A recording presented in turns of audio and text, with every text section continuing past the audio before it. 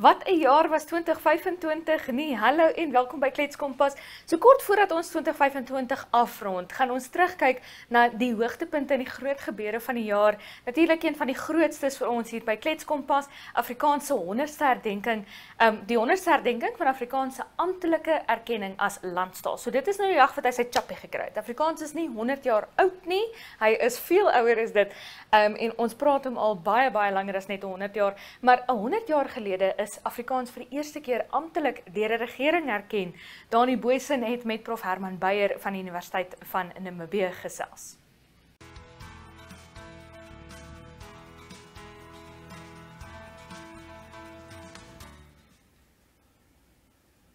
Professor Herman Beyer van die Universiteit van Namibië, welkom op Klets Kompas. Dankie Dani, lekker om hier te wees.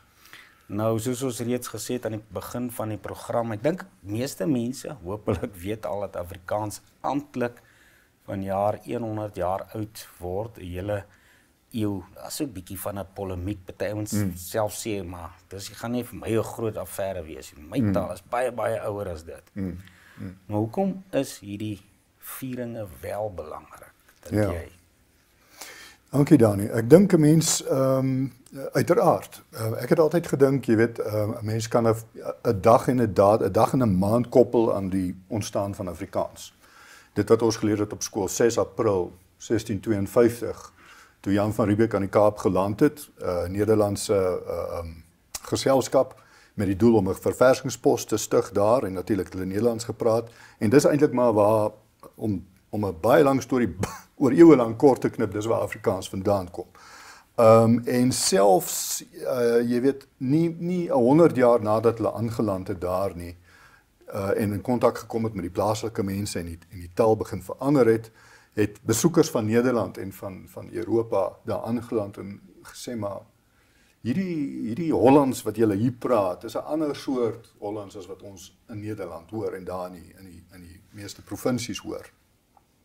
En so het hulle begin verwys na die Hollands wat in die Kaap gepraat word as Kaaps-Hollands en later as Afrikaans-Hollands. Want in Nederlands beteken die adjektief Afrikaans komende van Afrika. So as iemand in Nederlands praat van Afrikaanse musiek, dan praat hulle nie van Afrikaanse musiek wat in Afrikaans gesing word nie, maar musiek van Afrika. En so Afrikaans-Hollands verwys dan eintlik na die Hollands van Afrika. En uiteindelik ergens langs die pad het die Hollands weggeval en dis waar ons sit met Afrikaans, die naam van ons taal. So ja, baie ver terug en ek sê vir my studente, jy weet wanneer ons begin gesels oor die geskiedenis van Afrikaans, dat dit self so ver teruggaan as die tyd van Asterix en Obelix. Kan 'n mens dit terugvoer, jy weet as jy kyk na die Romaanse invloede in die Latyn wat ons kry in Afrikaans vandag. So dis nie net toe Jan van Riebeeck aangeland het nie, maar die wortels lê baie dieper. En ek wil sommer onmiddellik hierdie twee monumentale werke vir almal wys. Hulle is 2 volumes van dieselfde boek, die boeksnaam is Die Storie van Afrikaans, deur Wannie Karstens. Ek dink enigiemand wat bietjie met die taalkunde te doen het, ken hom baie goed. En dan Edith Wright, wat 'n baie bekende taalhistorikus is, wat ek beslis nie is nie. Taalgeskiedenis is nie eintlik my veld nie, so ek doen my bes hier daar nie. Ek is meer in die woordeboeke in. Hierdie 2 bronne is die mees op datum bronne en omvattend. Die hele eerste volume wat hier onder lê, gaan oor die dieper wortels van Afrikaans. En die storie van Afrikaans, waar ons hom vind in die Kaap, begin eintlik eers met die tweede volume. So dit is 'n baie lang storie en niemand kan vir ons sê dat Afrikaans eintlik nou eers 100 jaar oud is nie. Ek dink nie dit is die geval nie. Ons kan wel praat van Afrikaans as erkende taal, en dit het 100 jaar gelede gebeur. So ons vier die eeu fees van die erkenning van Afrikaans as taal. Maar wat beteken dit? Ja, inderdaad. Ja, ek bedoel, sê nou maar ons gaan hier in 'n oerwoud in die Amazone of in die Kongo of waar ook al en ons ontdek 'n heel afgeslote gemeenskap wat 'n taal praat wat nog niemand van weet nie en hierdie gemeenskap is ook nie in kontak met enigiemand anders nie, hulle is afgeslote. En hulle praat hierdie taal. Nou is dit nou nodig vir een of ander komitee of een of ander wet of wat om nou die taal te erken voordat die taal nou erkenbaar is, voordat ons nou die taal kan vier. Nie, ja. Dit is nie die geval nie. Maar as ons sê nou maar 'n eeu wat verder gaan en hierdie groepie in die Amazone kom in kontak met 'n ander groep wat 'n ander taal is en 'n ander kultuur, dan gaan hierdie groep wat nog nooit ander mense mee kontak gehad het nie, agterkom hierdie mense is anders as ons, hulle praat anders, hulle lyk anders, hulle trek anders aan, hulle eet anders, en dan word dit 'n ek en jy of 'n ons en hulle ding. En dan kom die hele vraagstuk van identiteit ter sprake. Wie is ons en wie is julle? Wie is ons, wie is hulle? En dit is waar die ding van die erkenning van Afrikaans ter sprake kom. Nou, ek is nie seker presies waarom dit te gaan haal nie, maar as ons kyk na die ontstaan van Afrikaans het in 'n multitalige omgewing ontstaan en ons het verskillende groepe wat Hollands gepraat het. Ons het die burgers, dit is die ouens wat plase besit het later, hulle het gekom van Nederland en hulle was soldate of boere vir die VOC, vir die kompanjie daar, en later is hulle vrygestel en hulle het gaan boer, en hulle het soort van aanhou Hollands praat, maar so 'n bietjie gemeng, toe hulle begin slawe kry het, en so, en ek som nou regtig nogal baie erg op hier. En hulle was ook van die ouens wat later met die groot trek na deesdae se Gauteng se kant toe getrek het. En dan het ons die mense wat in die Kaap gebly het, wat 'n ander soort Afrikaans begin besig het, wat ons vandag Kaaps noem. En dit is 'n belangrike variëteit van Afrikaans wat gelukkig vandag baie meer blootstelling begin kry en baie meer erkenning begin kry. Ons gaan later vlugtig weer draai by die inklusiwiteit en die variëteite van ons taal, maar formalisering van 'n taal het om oor te gaan in geskrewe vorm van Afrikaans. Dit was ook 'n ontsettende 'n lang proses gewees, selfs voor dit amptelik erken is, alhoewel hulle toe besluit so skryf ons nou. Wat se voorbeelde van daai skryf, hoe ver kan ons dit terugvat in die verlede? Een van die belangrikste momente in die erkenning, in die kom ons sê aanloop na die erkenning van Afrikaans as 'n taal in eie reg en 'n amptelike taal, is 'n gedig van 1905. Nou dis 20 jaar voor die erkenning van Afrikaans. Eugene Marais se Winternag. Ek kan hom ongelukkig nie resiteer nie, ek het hom ook nie saamgebring nie, maar hy is vrylik beskikbaar in die groot verseboek. En daardie gedig het gedemonstreer dat ons, of gewys, as jy wil, dat ons in Afrikaans die gecompliseerdste emosies, die gecompliseerdste gevoelens, die gecompliseerdste gedagtes baie goed, elegant en presies kan uitdruk. So daardie enkele gedig is 'n baken in die ontwikkeling van Afrikaans. Nou, Afrikaans, die stryd om Afrikaans, as ons dit so wil noem, of die beweging rondom Afrikaans hang in 'n baie nou mate saam met Afrikaner nasionalisme. Gelukkig of ongelukkig, hang af hoe jy daarna kyk. Dit sou natuurlik uiteindelik lei daartoe dat 'n groot gedeelte van die Afrikaanse taalgemeenskap uitgesluit is by die standaardisering, by die kodifisering, by die studie en so aan van Afrikaans, maar ons kan daarop terugkeer. Ek dink een keerpunt wat ons kan uitsonder miskien is die Anglo-Boereoorlog. Na die oorwinning van die Britte oor die boere, het dit nogal 'n hupstoot gegee aan die Afrikaner nasionalisme. Dit het byvoorbeeld gelei tot die eerste Afrikaanse woordeboek, die Patriot woordeboek. En dis 'n tweetalige woordeboek. Ek het so 'n paar enkele bladsye saamgebring. Ek sou dit graag wou vertoon, maar dit het toe nou nie so lekker uitgewerk nie. Maar ons het hulle daar op die skerm, is dalk nou so 'n bietjie klein vir die mense. Ja. Nee, wag, laat kom ek praat oor wat ons nou sien. 13 Januarie goeiste 1876, kyk ek reg. Ja, dis reg. Dis nou nie die Patriot woordeboek nie, maar kom ons land sommer by hom, want kronologies is hy voor die Patriot woordeboek eintlik daar. Dis die Afrikaanse Patriot, soos jy kan sien, dis die heel eerste Afrikaanse koerant wat op 15 Januarie, en let wel, kyk hoe word Januarie gespel met 'n y nog soos in Engels, 1876. Nou die belangrike ding van hierdie koerant, behalwe dat dit die eerste Afrikaanse koerant is dat dit, as jy lees, dit is nie 'n baie duidelike faksimilie nie, maar as jy 'n bietjie lees daar, dan sal jy sien, hierdie koerant is afgestem op laerklas mense. Hy praat met laerklas mense direk.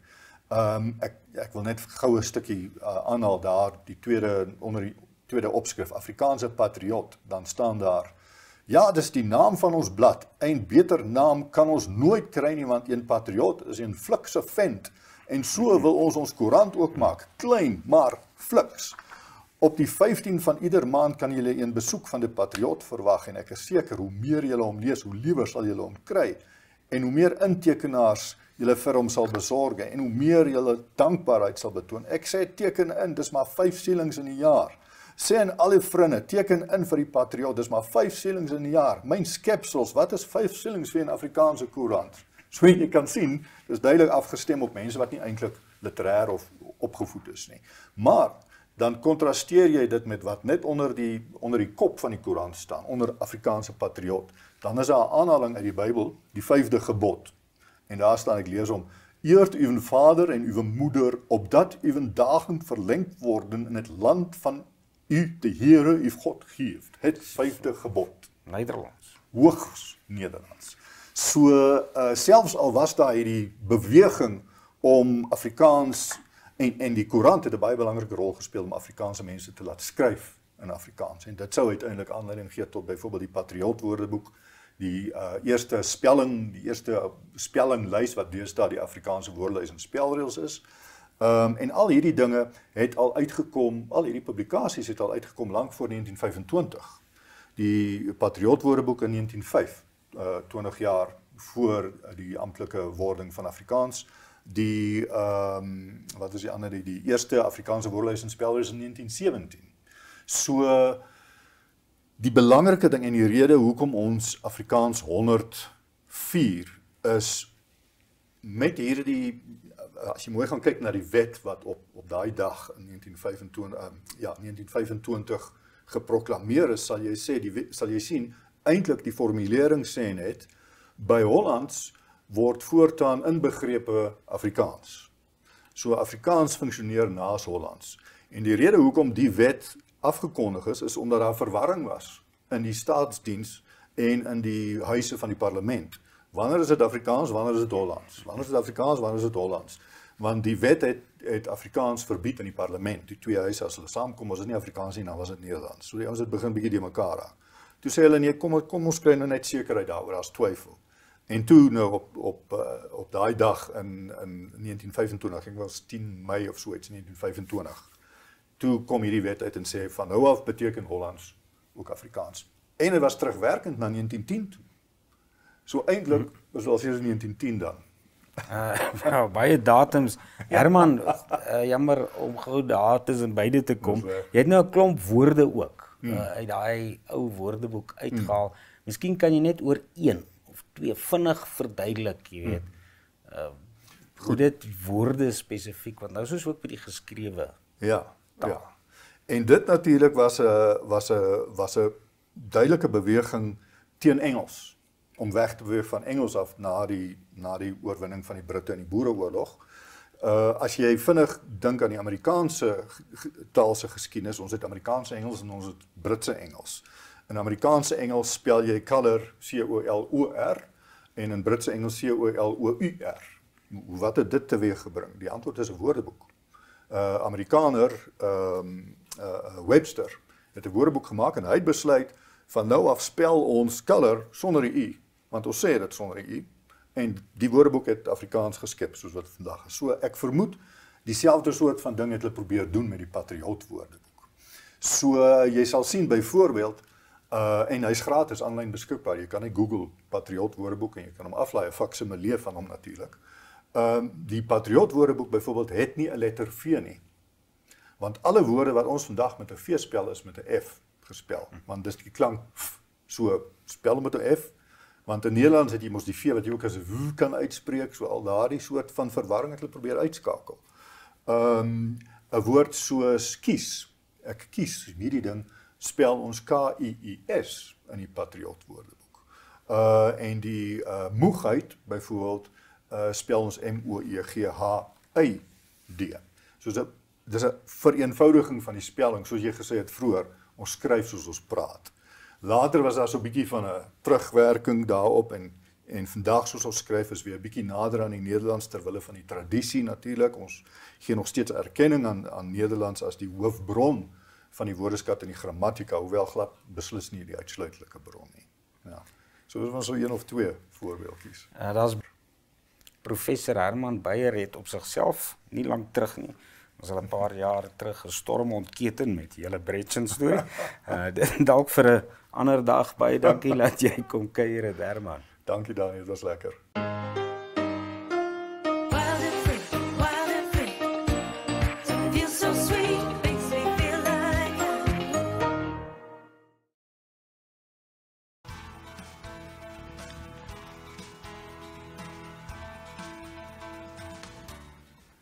Harvey Engels kuier vandag by ons. Ek dink nie mens kan hom beskryf persoonlik met 'n ander woord as 'n veteraan opvoeder nie. Wil ek sê welkom hier op die Kletsbank. Ja, dankie Dani, môre. Vertel vir ons 'n bietjie wie's Harvey Engels as mens. Weet jy Dani, ek moet hom seker sê waarvan hy kom. Ja, Nee, hy kom van Gobabes af. Ja, daar skool gegaan, gebore skool gegaan. Universiteit van Stellenbosch, onderwys studeer. Begin by Windhoek Hoërskool Skoolhou. En ek het op aus by die buitelugskole draai gemaak, wat waarskynlik een van my hoogtepunte van my lewe was. Net die ervaring wat jy as opvoeder, as onderwyser het met kinders. Jy weer daai 'n week wat jy saam met hulle is deur dik en dun, deur al die emosies, deur die lekker en die swaar kry. So dit was nogal 'n groot lekkerte of deel van my lewe. Ja, toe het ek MBA gaan doen. Ek het 10 jaar opleidingsbesigheid Master MBA gehad. My vrou gaan nog steeds daarmee aan. En toe het ek in 2011 het ek toe by Windhoek Hoërskool as skoolhoof weer begin. Vir 12 jaar tot ek 60 is, so ek is so 2 jaar terug het ek amptelik afgetree. skoolhoof moet seker een van die moeilikste jobbies wees wat daar is. Hoe het jy dit ervaar? Ja, weet jy Dani, ek dink my eerste deel in die onderwys. Toe was ek vir 16 jaar uit die onderwys uit. En toe het mens nou met baie mense te doen gehad binne die besigheidsopleidingsveld. En toe ek terug is weer skool toe as skoolhoof, het ek onderwys totaal al anders te gesien. Ek dink mense het toe die waarde beleef van waarmee mens eintlik besig is. Ek wil jy kry 'n kind in my geval hoërskool 14 jaar oud tot hy 18, 19 is. En dan besef mens die impak wat onderwys en die skool op so 'n kind se kultuur en sy stelsel en sy karakter het, is oorweldigend. So ek dink ek het ten spyte van die moeilike dae en die uitdagings, het 'n mens tog daai dieper waarde besef van waarmee mens besig is met die kinders. Sommige mense beland toevallig in die onderwys, ander, ek is nou maar eerlik, omdat daar nie altyd ander keuses is nie. Ja. Hoe het jy in onderwys spesifiek jou werkslewe begin? Ja, dit was interessant. Ek wou wel op skool medies gaan swat het, maar my wiskunde het my nie toegelaat nie. Toe die destydse onderwysdepartement het toe beurse uitgedeel en toe ek dink was nog meneer Jan Visser, wat ook onlangs oorlede is, het toe gekom en beurse aangebied en die skoolhoof roep my toe en hy sê jong, hierso is vir jou geleentheid. En toe val ek nou heel dit half uit die lug uit en ek gaan dink daaroor, gesels my ouers daaroor en ek sê hoekom nie? Dis hoe my loopbaan of my studies as onderwyser begin het. So ek wil amper sê dis toevallig, maar weet jy, ek dink as mens tog terugkyk in jou lewe, dan sien jy die hand van die Here so oral wat hy maar net jou pad vir jou bepaal het. So ek het dit gesien as 'n roeping my lewe lank, ja. Is daar ander goed uit die onderwys uit wat jou bybly? Nou, uit die skool opset spesifiek, wat jy doen ook ander opvoeding. Ja. Weet jy Dani, ek dink, omdat ek baie lief was, of is vir sport, dit was maar deel van my, ek het self sport gedoen, en ek het die waarde van sport besef ook as deel van opvoeding. So die sportgedeelte was vir my heerlik, en dan het ek altyd gesê, onderwys, die sosiale aanpasbaarheid. Ek het altyd vir die kinders gesê, jong, jy kan nou goed doen, en jy kan jou A's kry, en jy kan toelating kry by universiteit, maar op die ouend beland jy daar in 'n klas van 300-400, sosiaal aanpasbaar. So ek het dit altyd as deel van opvoeding gesien, dat 'n mens in enige omstandighede moet aanpasbaar wees. En dan obviously die akademie self. Ek wil dit is mos nou uiters belangrik, want ek wil deur jou akademie kan jy kwalifiseer vir verdere studies. Maar ek dink saam met dit ook die hele ding van karakterontwikkeling, van die mens wees, daai selfbeeld en wie is ek? was vir my uiters belangrik en ek dink hoe ouer ek geraak het, hoe belangriker het dit vir my geraak. Sport in die skole het verander eintlik. Dit kos deesdae, jy weet, 'n groot selfbelegging eintlik by 'n skool om sport doeltreffend daar te bevorder. Ja. Wat sal op jou wenslys wees as 'n ou dit nou kan verander in terme van hoe dit deesdae gedoen word? Weet jy, Dani, ek dink vroeër toe ek begin skool hou het, met die 4 kwartale stelsel met, as ek nou suiwer sport praat. Atletiek het einde Maart was die nasionale kampioenskappe, einde Maart het dit klaar gemaak. April begin jy met jou wintersportkodes. Deesdae ongelukkig wat gebeur het, baie van die individuele sportkodes soos atletiek drink so 'n bietjie aan die agterste speen in die sin van, jy weet, die rugby begin nou al reeds, die spanne word nou al reeds gekies, die wintersportkodes. So ek dink die oorvleeling het sport so 'n bietjie moeilik gemaak. So baie van jou individuele sportkodes dink ek kry swaar, want dit is tog heerlik om 'n spansport ook op skool te doen. Daai kameradie en saam wees en saam swaar kry en saam wen en saam verloor is 'n bietjie anderste. Ek dink die ervaring is anderste. So ek dink, en dan aan die ander kant ook, vir my het skoolsport semi-professioneel geraak. Jy weet, ek dink die voorbereiding vir die volgende seisoen begin al, vir jou wintersportkodes begin al September laas jaar. So en ek dink jou afrigtingsmetodes dit vereis 'n klomp energie en 'n klomp tyd van ons kinders. Wat positief is aan die een kant, aan die ander kant wil mens nooit die joy, as ek dit kan noem. Ek is so bang mens verloor. Hoekom doen mens sport? Jy wil dit speel nog steeds. So in daai speel is genot deel daarvan. So ek is net baie keer versigtig dat op skoolvlak laat 'n mens nie die genot van die sport moet wegneem nie. Vertel van jou eie sportloopbaan. Jy was self ook 'n aktiewe sportman gewees. Ja, dit het mos nou maar gekom van skool af. Ek sal nooit vergeet en ek wil graag ook eer bring aan mense wat 'n groot impak gehad het in sport. Om Bonnie Botha opgebouwes. Of jy nou goed was of talent gehad het, almal het by hom geoefen. En so die ding maar begin ontwikkel en ek het besef op skool, ek is lief vir sport en ek het in kort rugby en atletiek die land verteenwoordig op skoolvlak. En toe ek in universiteit toe is, toe besef ek maar ek moet een van hierdie goed moet ek nou los, een van hierdie kodes. En toe het ek gekies atletiek. So op die ouend het ek, dit was my harde werk as 'n amateur, saam met die studies, maar ek het WP en ek het Suid-Afrikaanse universiteite span gekry en ek het op die ouend junior springbok geword in 400 meter hekkies. Teruggekom na Mobie toe, ek het glad nie rugby gespeel daar nie, omdat ek nou maar die atletiek gekies het. En weermag toe, en deel van die weermag is, as jy sport doen, kan jy hom so 'n bietjie uitkom. Toe het ek weer begin rugby speel. Ja, en ek het nasionaal gespeel, ek het in daai lekker era gespeel van net voor onafhanklikheid en net na onafhanklikheid, in 'n baie besonderse Suidwes-Namibiese rugby span. Nou ek was nou nie, hoe sê hulle altyd, 'n certainty nie. Gerard Mans was die ou wat, so as hy beseer was en of as hy na die ander kant se vleuel toe geskuif het, kon ek die geleentheid gehad het. So ja, dit was in kort my sportloopbaan. Ons gaan nou kom by wat jy deesdae doen, maar soos jy sê, jy het MBA, jy het baie ook met bestuurslei gewerk in die privaat sektor. Hoe was jou ervaring daarvan? Byvoorbeeld, ek meen, put jy dieselfde bevrediging daaruit as om skool te gee? Ja, weet jy Dani, ek dink die uitdaging na skoolhou, na die volgende vlak toe, dit is die rede hoekom ek nou maar die MBA gaan doen, dit is net, ek was nie ingestel rondom ekonomie en finansies en besigheid nie, so dit het my so 'n bietjie van 'n agtergrond gegee, maar ek dink as 'n mens die opleiding, die soft skills, as ek dit so kan noem, dan die hart van die mens, of dit 'n skoolier is en of dit 'n jong werkende persoon is maar dieselfde, weet, op die ouend kom jy by dieselfde punt uit, by dieselfde behoeftes, dieselfde begeertes, dieselfde drome. So ja, ek dink op die ouend van die dag, vir my het dit gegaan oor die mens. Ek het met die mens op skool gewerk en jy moet werk met die mens in die besigheid.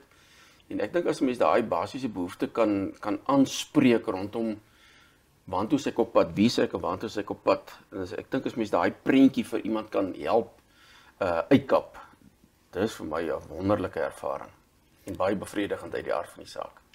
Word daar genoeg in ons skole gedoen vir tyd en ruimte om daai wat jy nou die sagter vaardighede wat so belangrik is aan te leer?